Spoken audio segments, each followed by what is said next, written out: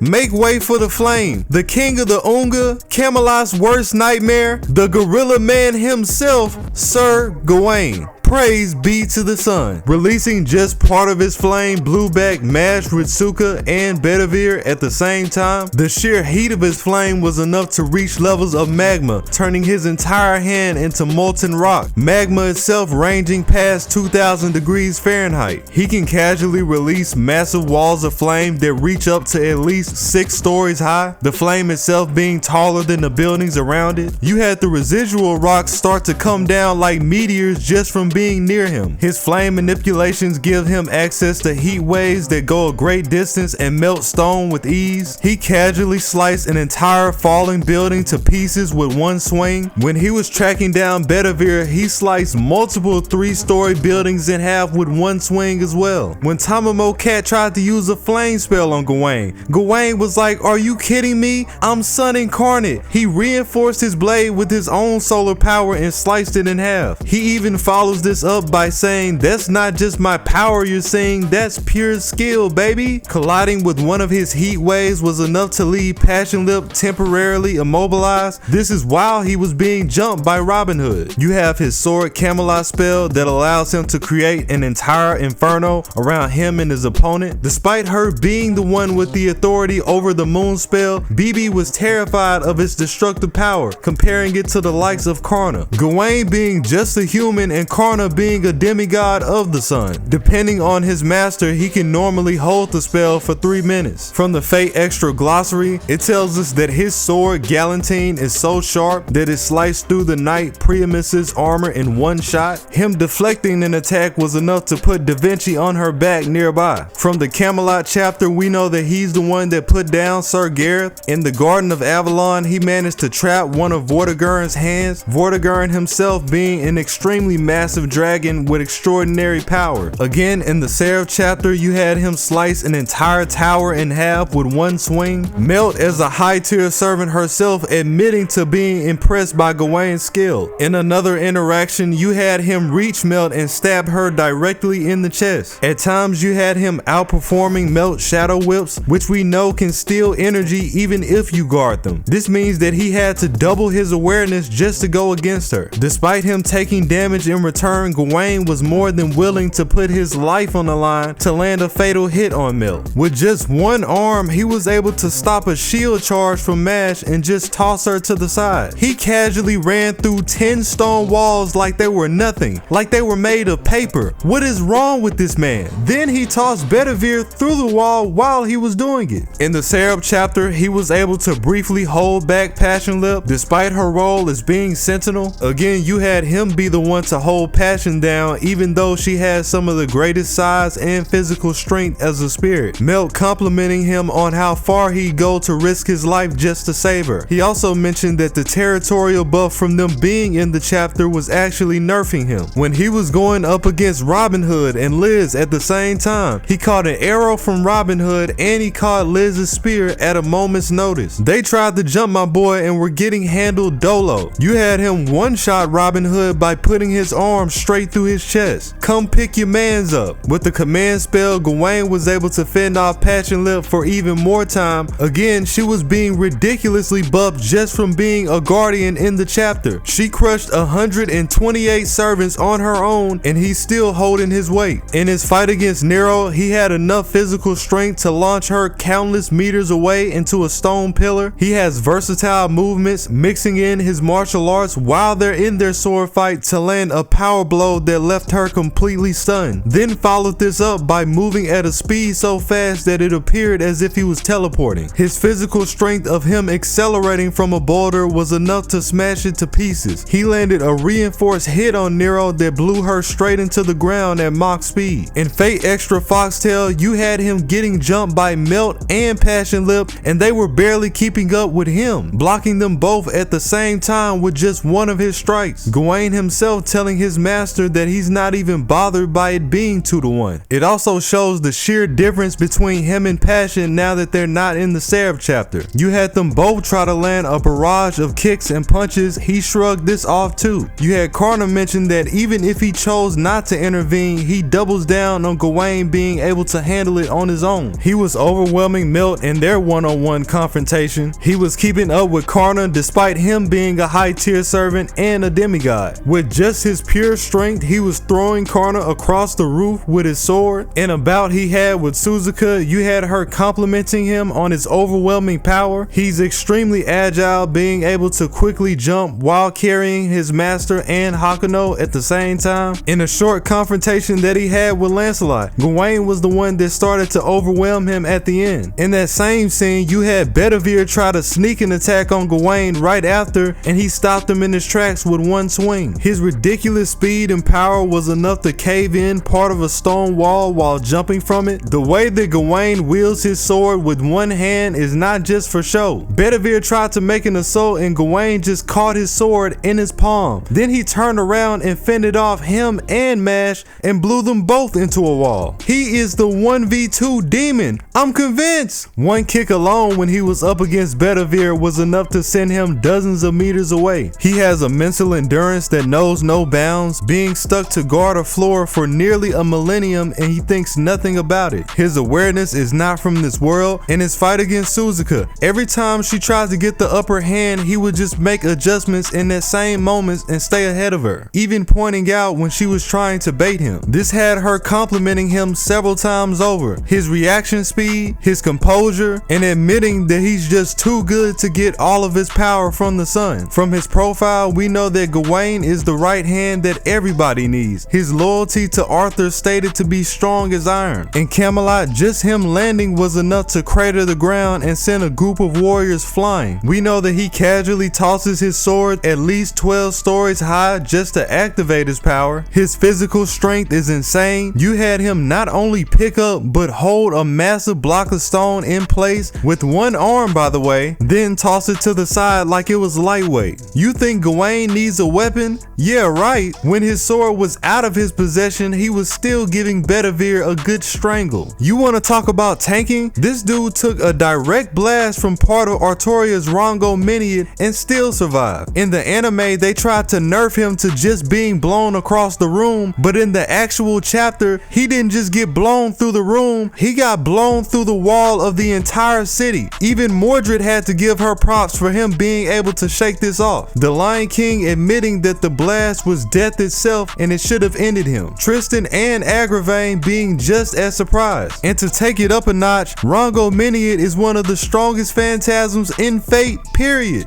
Still tanked it. You had Mash mention that using regular attacks against Gawain while he's buffed in the day is pointless. He tanked a direct hit from Bedivere's Excalibur while they were both mid-air, surviving a fall that sent him dozens of meters into the ground. He had a massive block of stone fall right on top of him and all it did was make him lose his sword. In another scene, you had him tank Bedivere's Excalibur punch straight to the chest and the only thing it did was make him mad. Ridiculous. In the Seraph chapter, you had Tamamo Cat toss him into a massive boulder and hit him with a barrage of punches. He survived this as well. He still stood tall even after taking multiple fatal hits from the buff Passion Lip, and this is without having battle continuation, strictly willpower. He was pulverized multiple times by her projectile claw. He endured this as well. You had him eating punches from Karna, later forcing him to wield his spear. In the servant verse, he was able to relieve massive head trauma by eating space British food. In Fate Extra CCC, despite her authority in the Moon Cell, you had Gawain survive a hit from BB that should have ended him. You had Tamamo send out a barrage of energy shots that covered the entire area and he just fended it off with his blade. In his fight against Karna, with the help of two buffs, he was able to survive Karna's strongest phantasm, Vasavi Shakti, the move being so powerful that this still should have ended him, but Gawain was skilled enough to ward off the edge of the attack. In Camelot, when the squad was trying to jump Gawain, you had Bedivere try to hit Gawain with the halberd to the face, and he broke the halberd. No damage at all. At this point, what is he even made of? Using a shield is for bozos. In his fight against Karna, he allowed him to spear him straight through the hand as opposed to taking a fatal blow. Karna even complimenting him, saying that he's astonishing. In Foxtail, you had him survive being stabbed straight through the chest with one of Melt's shadow whips. Despite him doing the best at holding down the buff Passion Lip out of the whole team, he was still telling Ritsuka he could have done better. Real determination. From the servant verse, we know that he can survive in space while being severely wounded at the same time. With the help of Ritsuka, he was able to dodge Tamamo Cat's phantasm. Tamamo Cat also being a sentinel like Passion Lip, making it that more impressive. He was slicing down multiple arrows from Atalanta despite her being able to shoot them at Mach speeds. In Foxtail, you had him save his master from a fatal blow by Passion Lip at the last second. You had multiple times in his fight against Karna where he was outpacing him in terms of speed. I do want to point out that Karna was holding back a good portion of the fight to conserve energy. Again, he has a really keen awareness for his surroundings, using the wall to dodge some of Karna's spear attacks. Karna himself had to point out his technique when Gawain forced him to dodge, despite him technically having ground advantage. Even when Karna stopped conserving his energy and used his Brahmastra, Gawain just cut straight through it. He survived a devastating blast from Tamamo and Suzuka when him and Shinji tried to sneak into the hot springs and sneak a peek. And Fate Extra when he first fought against Nero. Gawain didn't have a single scratch on him after that match, and Nero was struggling just to breathe. He did the same thing to Tamamo and Nameless. You have his numeral of the Saint EX. If you plan on fighting Gawain in the daytime, you can kiss your chances goodbye. This man can draw powers directly from the sun 2 periods throughout the day, tripling his original strength, which, if you couldn't already tell, was busted to begin with. It's not even fair. Oh, that's not enough? Well, how about the second half where he straight up gets the protection from the sun? During these hours, to most people, he's practically invincible. In Fate Extra, Nero had to cheat the system and temporarily shut the sun off just so Gawain wouldn't mop the floor with her, because otherwise she had absolutely no chance. They had to nerf my boy because he's too nice. When Melt and Passion Lip tried to hit him with their combined phantasm while he was in this state, he caught Melt out the air with one hand and stabbed her through the chest. And this is the same phantasm that was buffed to take down Beast Kiara. From his profile, the round table agrees that he's so likable that it might as well be a talent. You have his sword flash, which reinforces his blade with power of the sun, and then the protection of the fairy spell that greatly raises his luck. In Fate Extra, you had Rin admit that she would need help for her and Ku to go up against Gawain and his master. His profile also telling us that he's unmatched when under the sun. From Cursestorm, we know that Gawain was the one that off-screened the Hassan of Peeling Shadows. In the Seraph chapter, we know that Gawain was the one that ran through Beowulf despite his destructive power. In an interaction with Bedivere, the sheer force behind his blows was enough to disarm his sword. From the Garden of Avalon, we know that he went up against Vortigern for several hours alongside Artoria. In Foxtail, it's mentioned that Gawain would beat Suzuka 7 times out of 10 if he truly wanted. Again, you have him using his territory spell Sword Camelot against Melt and Foxtail. Melt herself mentioning that it even negated her ability to teleport. Suzuka brought up the fact that she couldn't cut it either, saying you would need something on the level of a holy sword just to get through it. From his Fate Extra description, it tells us that he's on the same level as Lancelot, who we know is constantly stated to be the strongest knight of the round. His Fate Extra description tells us that many believe he's on par with King Arthur himself. In the Camelot Singularity specifically, you had the Lion King bless Gawain with a buff that brought out the sun every time he wielded his sword. So under normal circumstances in the chapter, he received his buff whenever he wanted it. The divinity of his blessing is stated to be on the same level as Bedivere's arm. And finally, the Sword of the Sun, the sister sword to Excalibur and Gawain's main weapon, Excalibur Galantine. The Fate Extra glossary tells us that there's an actual pseudo-sun inside the hilt, and he can extend this move for 8 miles straight.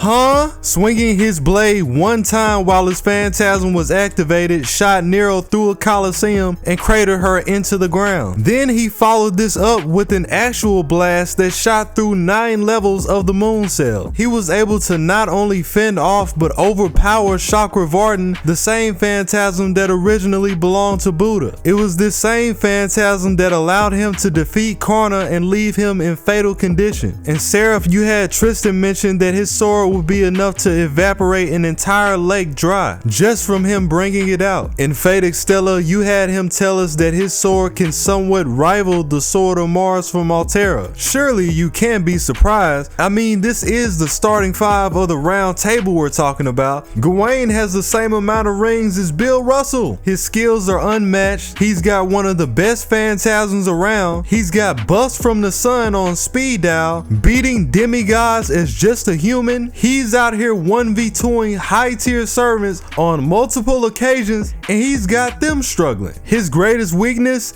King Hassan. Now respect this man and give him his A rank. Get with it or get ran over.